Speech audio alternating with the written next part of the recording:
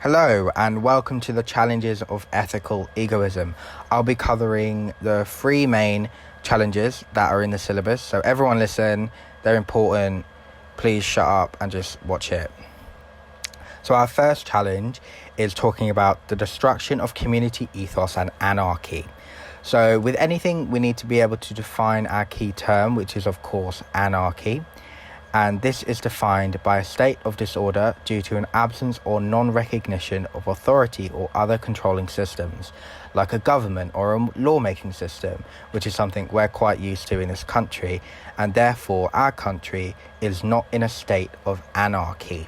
So we are a peaceful country, if you tend to believe that we're a peaceful country. But anyway, I digress. So laws benefit most people and go against the exploitation of those people. So it's a general covering of those people. It's not specific. Like if you were working in your own self-interest, you'd be happy in yourself, but not everyone would be happy around you. So this idea goes against Max Stirner's idea of the union of egoists, which cannot replace this idea of community.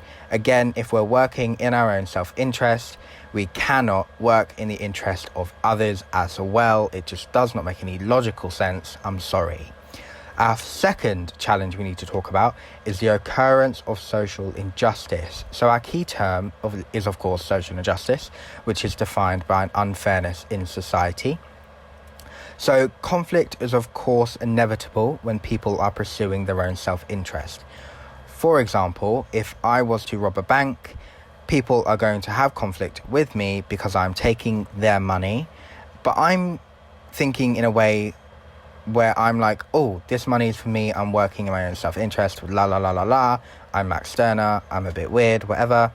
However, it does not help them. There's conflict. It's social injustice. It doesn't make any sense.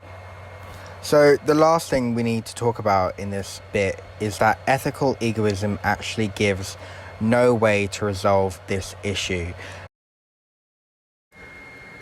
So our third argument is talking about form of bigotry. And of course, we need to be able to define a key term, which in this case is bigotry. So bigotry is defined as a disregard for someone else who holds different ideas. So, for example, if I say everyone needs to be able to eat chocolate, and then someone else says we should ban chocolate from the world, and I say whatever, everyone's going to eat chocolate, I am being a bigot. Or if they say whatever, we're never having chocolate again, they're being a bigot. That's a really juvenile sort of example, but I think it gets the point across quite nicely. So what this argument is talking about is a division of the world. I like to call it a me versus them situation. So if I am only thinking in my own self-interest, I therefore only have my own opinions. I don't take into account other people's thoughts or their opinions. So I am separating myself from the world. I'm separating myself from society, and we know that that is not healthy and that does not benefit people and that does not help us be happy. Or you can sort of use what Aristotle was talking about when you're doing eudaimonia, so human flourishing. It doesn't promote eudaimonia, it doesn't promote human flourishing, which is, according to Aristotle, extremely important. For the final part of this presentation, I want to talk about essay structure or paragraph structure when you're answering a part B in particular. So what we've done here is that we've created a grid in which we've highlighted our argument. So we are for the challenges to ethical egoism, or we are against the challenges to ethical egoism. And then we've countered it. And I think it's important that you counter your argument, sometimes multiple times, in order to get those extra marks and to show your understanding of the topic.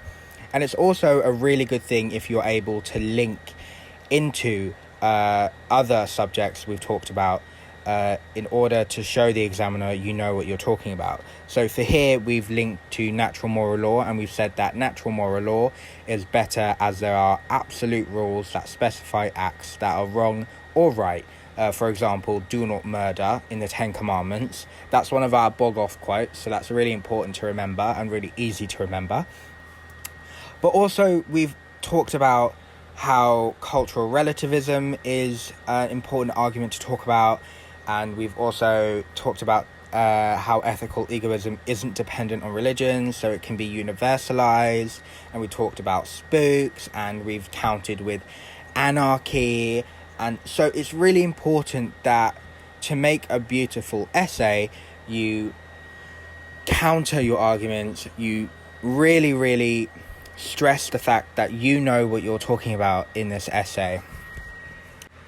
So that is the end of the presentation.